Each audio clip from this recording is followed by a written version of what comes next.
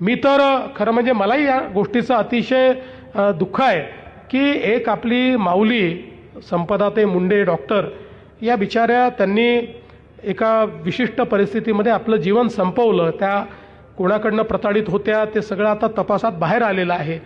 पण अशा परिस्थितीचं भांडवलीकरण करायचं, त्याचं राजनीतीकरण करायचं आणि मग त्या आधारावर कोणाला तरी टार्गेट करायचं, या गोष्टी राजकारणात शोभण्यासारख्या गोष्टी नाही आहेत.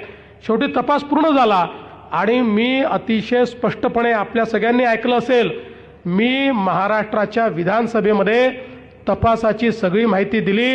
आज पुन्हा एकदा तुम्हाला सांगतो, रणजित सिंग नाईक निंबाळकर यांचा दुरान्वयानेही याच्याशी कुठलाही संबंध आलेला नाही. यामध्ये जे आरोपी आहेत 100% तपास पूर्ण झालाय. सगळे पुरावे, टेक्निकल पुरावे सगळे मिळालेले आहेत.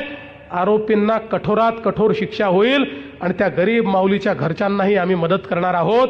पण अशा गोष्टीचं त्या ठिकाणी राजनीतीकरण करायचं आणि त्यातनं कुठेतरी कोणाला तरी टार्गेट करायचं हे आपल्यापैकी कोणालाही शोभत नाही.